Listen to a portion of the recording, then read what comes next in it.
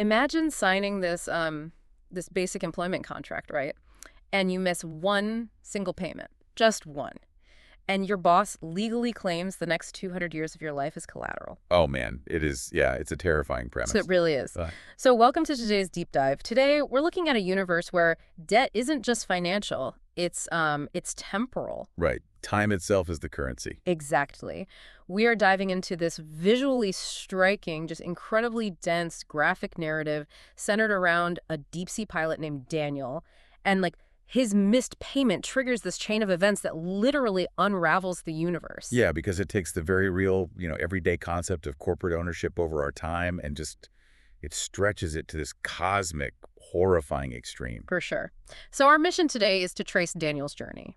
We're going from this crushing deep-sea debt trap on his home world all the way out to the absolute edge of the universe. It is quite the trip. It is wild. We are going to break down how this story weaves together some massive, mind-bending concepts. I mean, we're talking the real-world physics of time dilation, the theoretical engineering of Dyson spheres, gravity slingshots, and get this, a cosmic loop that will completely change how you view cause and effect. Yeah, it really messes with your head. It really does. Yeah. Okay, let's unpack this setup. So Daniel starts out as an ocean pilot, but he's fallen into what is known in the story as a deep-sea debt. And he owes this to a monopolistic entity called the Atlanteans. Right, and the Atlanteans, they essentially function as the ultimate corporate landlords of this universe. Yeah. And the rules of their contracts are just brutally simple. You miss one payment, Yeah. and your contract is immediately bought out. Wow. But, they don't just repossess your house or garnish your wages.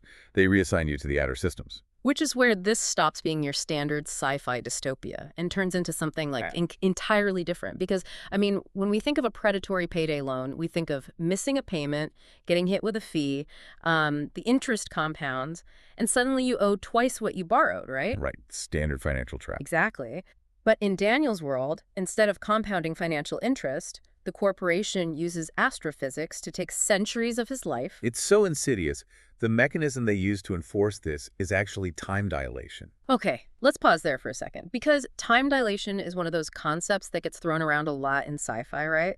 But how is it actually functioning here as a weapon? Well, it comes down to Einstein's theory of general relativity. So massive objects, like a star, create a massive gravitational pull. Sure. And gravity doesn't just pull on physical objects. Right. It actually bends the fabric of space and time. Right, okay. So when Daniel is forced into his ship to be reassigned, he has to fly dangerously close to this massive star just to reset the Atlantean quantum drive lock. Oh. Yeah. So by flying incredibly close to this massive gravitational well, time actually slows down for him relative to the rest of the universe. Wow. So for Daniel in the cockpit, the maneuver might only take, a few tense hours? Exactly. But for the rest of the galaxy, years are just flying by. That is horrifying. The drive readout on his ship calculates the jump coordinate, and it shows a jump of plus 204 years. Just gone. Yeah. He loses 2 centuries in the blink of an eye. His family, his friends, his entire era just gone. He calls it a life sentence in deep time. It's a powerful phrase. It really is. And the destination they send him to, KIC 8462852, reflects that sheer scale of isolation. Yeah. And that destination is actually a fascinating pull from real-world astronomy. Oh, really? Yeah. KIC 8462852 is better known to us as Tabby's star. Oh, Tabby Star, right. Right. In reality, it's a star that scientists observed dipping in brightness in these really strange, irregular ways. I remember that people were saying it was aliens. Exactly. It led to these wild theories that an alien megastructure was being built around it. And this story takes that theory and just makes it fact. Daniel is sent to a fully constructed Dyson sphere. That is so cool. And just for anyone unfamiliar, a Dyson sphere isn't just like a big space station. It is this theoretical megastructure that completely encapsulates a star to capture 100% of its solar power output. Yeah, the scale is unbelievable. Right. We're talking about an engineering project so massive it boggles the human mind. Yeah. Millions of Earths could fit inside one of these things. And around this Dyson sphere is planet Kronos, which is a shell world built purely for resource extraction. Okay. So when Daniel docks at the Kronos station, there's no orientation, there's no human interaction at all. Just a machine, right? Exactly. An automated PA system just assigns him to quadrant E7 and basically tells him to get to work. Man. So he trades the physical depths of his homeworld's ocean for the depths of deep time. He is utterly disconnected from humanity. And there's this deeply poignant moment in the graphic narrative where the psychological weight of this temporal debt finally crushes him. Oh, yeah, the panel where he's looking out the window. Yes, he's looking out at this colossal sphere that literally powers a galaxy, and he is just this tiny speck of dust maintaining one little quadrant. And he says, Atlantis owns my time. Yeah. That realization is really the emotional core of this first act. Because he is experiencing massive time dilation, centuries are passing on the outside while he's stuck there. Right. He's weeping, realizing that people called it a debt trap, but the real punishment was having the time to realize he never should have left the water. Oh, that's rough. Yeah, I mean, he was an ocean pilot, you know? Yeah. He was meant to ride the deep currents, not act as a biological cog in an interstellar battery. Right, stripped of his identity, maintaining a machine for an employer who has long since forgotten his name. But that absolute rock-bottom despair, it actually becomes the catalyst. Because he doesn't just want to survive his sentence anymore. He wants to tear down the infrastructure that handed it down to him. And here's where it gets really interesting. Yes, because breaking out of a prison made of stars and centuries isn't like, tunneling out of a cell. No, the universe itself is the cage. Right. So how do you beat that? Well, you cannot overpower a corporation that controls stars. You have to outmaneuver them. You have to use their own infrastructure against them. Okay, so Daniel turns probing the systems of the Dyson sphere, and he discovers these ancient back channels. Right, because the original builders of the sphere, the engineers who lived millennia ago, they weren't entirely compliant with the Atlantean overlords. I love that detail. Yeah, they left old, hidden access routes. Not doors to the outside necessarily, but blind spots in the security grid. So he devises this brilliantly deceptive escape plan using his ship, the Void Pacer. He contacts Quadrant Control and reports a catastrophic failure, like a major quantum desync in his navigation unit. Yeah, he claims he is forced to operate in emergency blind mode. Right. He's effectively turning off his own headlights and radar so the Atlanteans can't see him on their tracking grid. Exactly. And this is where a lot of sci-fi usually leans into, like the hacker trope, right? Usually the protagonist invents some impossibly advanced algorithm to bypass the mainframe. Right, typing furiously on a keyboard. Yeah, exactly. But Daniel doesn't do that. I want to push back on the sci-fi tropes here because he actually relies on something much older. That's right. He explicitly says, "They gave me centuries. Plenty of time to remember the lessons of the deep sea." What's fascinating here is how he synthesizes his past with his present. He is applying the fluid dynamics of the ocean to the vacuum of space. Yes. He drops this line, which I love. Gravity is a tool. Time is an ocean. So good. It really is. This isn't Daniel becoming a super genius coder. This is Daniel reclaiming his old identity as an ocean pilot who understands how to ride dangerous currents. He's just swapping water currents for gravity wells. Yeah, and the physics he employs here to execute the escape are sound. He uses a maneuver called a gravity slingshot, or a gravity assist. Right. So he takes the Void Pacer, accelerates to high speed, and aims directly for the massive core of Tabby's star. A starfall escape. I mean, it sounds suicidal. Well, it looks suicidal on a sensor screen, which is exactly why the Atlanteans don't even try to stop him. Of course. But he is actually using the Oberth effect. Wait, remind me, what is the Oberth effect again? Right. So as a ship falls into a deep gravity well, like a star, it gains a massive amount of kinetic energy. Okay. If you fire your engines at the exact closest point of approach, like deep within that gravity well, you multiply the efficiency of your engines exponentially. Oh, wow. Yeah, he uses the overwhelming mass of the star to whip his ship around and launch it onto a clear vector out through one of those hidden internal conduits. That is genius. He turns the very star that powers his prison into the slingshot that sets him free. Exactly like a pilot navigating a treacherous deep-sea trench. Man, using the immense gravity and pressure of the environment to shoot himself out of it. Yeah. But, escaping the outer systems is only half the battle. Flying off into the sunset doesn't dismantle the system that enslaves millions of others. No, escaping the symptom does not cure the disease. Right. Daniel realizes the only way to truly be free is to strike at the root. So he plots a course back to his home world. He's going back, taking the planet back. But the Void Pacer is, Well, it's a life sentence ship. It's essentially a deep space prison cell with an engine strapped to it. Yeah, it was absolutely never designed to enter a planetary atmosphere, let alone dive into an ocean. Right. But he has spent years secretly modifying the hull for this exact purpose.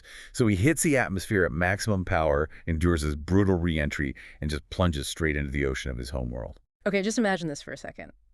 Put yourself in that pilot's seat. You survive centuries of exile. You pull off a mathematically impossible gravity slingshot. You endure a fiery atmospheric reentry in a tin can, and you dive to the darkest, crushing depths of the ocean to confront the people who ruined your life. And what does he find? Right. You find out they've accidentally built a doomsday device. It is wild. The Atlantean deep structure isn't just a corporate headquarters or a mining facility. Oh. They have built a massive particle collider into the tectonic fabric of the ocean floor itself. Which is insane. And it is not designed to extract resources. It is an entropy accelerator. Okay, we need to break that down. What does accelerating entropy actually mean in the context of this universe? Or entropy, in the simplest terms of thermodynamics, is the measure of disorder. Okay. It's the rule that everything in the universe eventually winds down, decays, and disperses into chaos. Like an ice cube melting, a sandcastle washing away, the heat death of the universe, that's entropy. The Atlanteans built a machine designed to manipulate the fundamental building blocks of reality. They're essentially fast-forwarding that decay process to harvest the immense energy released as matter breaks down. So they are literally burning the fabric of reality for fuel. Exactly. But they made a fatal, shockingly arrogant mistake. Oh, the irony here is so good. Right. For all their mastery of interstellar travel, Dyson spheres, and quantum drives, they forgot the basic physics of their own backyard. They didn't calculate for the water pressure. They did not compensate for the crushing primal pressure of the deep ocean. Unbelievable. I mean, anyone who studies marine biology or deep-sea exploration knows that pressure increases by 1 atmosphere for every 10 meters you descend. Right. At the depths of this collider, the weight of the water is just unimaginable. And that pressure is physically cracking the quantum manifold of their entropy accelerator. I mean, the irony is just you could cut it with a knife. This hyper-advanced society, looking out at the stars, building shell worlds billions of miles away, is about to be completely destroyed because they forgot how heavy water is. It's a massive oversight. And now the stakes are totally inverted. Daniel came down here to blow up the system, but now he's looking at the readouts, realizing the system is already blowing up and it's going to take the entire planet with it. Yeah, the data analysis shows that if the manifold cracks completely, it will cause a total energy cascade. Meaning The accelerated entropy will breach containment. The planet won't just explode, it will rapidly decay into atomic dust. It will just cease to exist as a structured entity. wow. So Daniel is forced to act, not just for revenge, but to survive. He has to initiate an emergency manual venting of the core energy into the ocean to prevent this apocalyptic cascade. But venting a particle collider of this magnitude, especially one that is actively manipulating entropy, creates an immediate catastrophic reaction. Right. It stops the planet from unraveling, sure, but in doing so, his final desperate action creates a singularity. Yeah. A black hole opens up right there on the ocean floor, swallowing the core, the facility, and Daniel's ship. And this is the exact moment the narrative shifts from this hard sci-fi corporate thriller into profound metaphysics. Yeah, it takes a sharp left turn. Because Daniel doesn't just die in the black hole, he enters it. Right. He flies the modified void pacer straight into the singularity. Yeah. And the way the source material describes this is totally mind-bending. Oh, absolutely. He isn't just moving through physical space anymore. He is moving faster than entropy itself. By entering a singularity created by an entropy accelerator, he is essentially outrunning the decay of the universe. Outrunning the decay. Wow. Yeah, the laws of time and space break down entirely inside the event horizon. So he leaves the eventual heat death of the entire universe in his rearview mirror. Right. He flies past the end of everything, and he arrives at the absolute beginning. The imagery used here is just crucial. The crushing dark pressure of the deep ocean is suddenly replaced by this blinding infinite golden light. He is present at the exact moment of the Big Bang, the creation of reality. And the narrative invents this incredible word to describe his state of being here. Oh, yes. Timeloniously.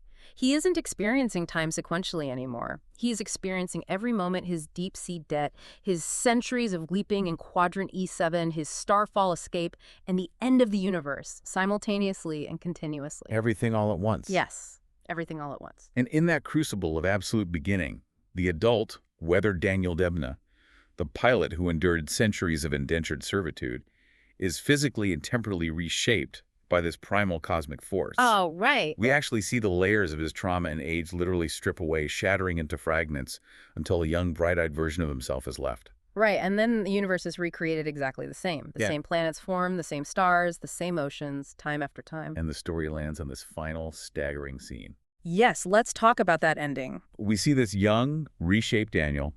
He is wearing a lab coat on his home world. He's talking to a colleague, and the colleague says, "Daniel, this new collider tech you've drawn up could change everything.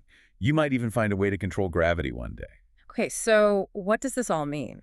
Well, that dialogue is the key that unlocks the entire narrative structure. Wait, hold on. I want to make sure I have this straight for the listener. If he's a young scientist designing collider tech to control gravity, Yes. the collider he is designing is the entropy accelerator. Exactly. He is the founder of the Atlantean Corporation. He is.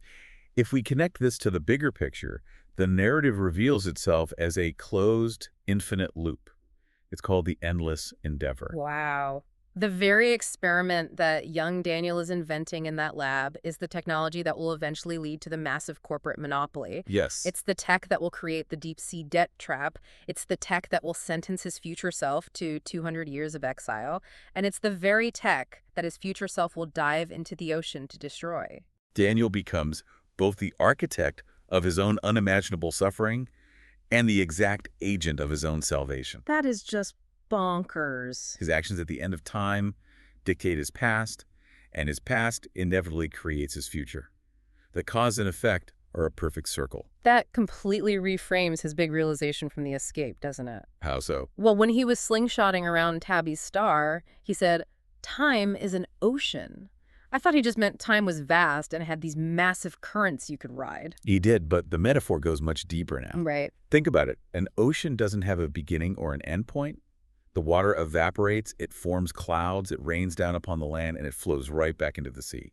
The water cycle circles back on itself perfectly. Time is an ocean because time is a cycle. Oh, wow. He wasn't just writing a temporal current. He was writing the water cycle of the entire universe. The loop is totally closed. The Atlanteans thought they owned his time. They thought they had total control over the 200 years they stole from him. But by trying to imprison him within this tiny, heavily controlled fraction of the timeline, they inadvertently forced him into the exact set of circumstances required to become the catalyst for the timeline itself. Yeah. Daniel literally embodies the entirety of time. Okay, let's just take a breath and look back at the incredible trajectory of this narrative because we covered a lot. That's a lot to take in. We started with this deeply grounded, relatable fear, the oppressive weight of financial debt, signing a bad contract and getting locked into a system that treats you like a battery instead of a human being. And from there, Daniel gets hit with a 200-year temporal exile to a Dyson sphere. Right. He endures centuries of utter isolation, which, paradoxically, gives him the time to remember his true identity as an ocean pilot. Which lets him apply fluid dynamics to astrophysics, staging that insane gravity-powered slingshot escape using the very star designed to contain him. Then he flies a dilapidated life sentence ship through atmospheric reentry back to his homeworld. Right, dives to the bottom of the ocean. Dives to the bottom of the ocean only to discover that his corporate overlords forgot to calculate for water pressure when building their apocalyptic entropy accelerator. And in a desperate bid to save the planet from immediate decay, he vents the core, creating a black hole singularity that propels him beyond the heat death of the universe. Right back to the moment of creation where he becomes the young, hopeful scientist who will invent the very machine that starts the cycle of his own suffering all over again. It's brilliant. It really is. It is so easy in our day-to-day lives to feel exactly like Daniel did when he first arrived in Quadrant E7. Oh, absolutely. To feel like you were just a small, insignificant cog in this giant corporate machine that you can't possibly understand, let alone change. Right, and we often find ourselves wishing we could go back to the beginning to change our path. Yeah. To, undo a mistake, unsign a bad contract, or just choose a different trajectory entirely. But this story challenges the linear way we view cause and effect in our own lives, which leaves us with a massive, lingering question to pull from Daniel's journey. If the universe is a closed loop, who is truly in control? Exactly. If Daniel's final desperate act of ultimate rebellion, sacrificing himself to save his home world, is exactly what sparks the creation of the oppressive system that eventually enslaves him. Is he just a prisoner of fate? Yeah. Is he doomed to repeat this endless cycle of suffering and escape forever, unable to change a single variable? Or is he the ultimate architect of reality, constantly birthing the universe anew through his own actions? What if our biggest mistakes, the decisions we deeply regret, and our greatest, most triumphant victories are actually the exact same moment, just viewed from different ends of time? I think we're going to leave you to ponder that loop on your own. Dive deep, and we'll see you next time.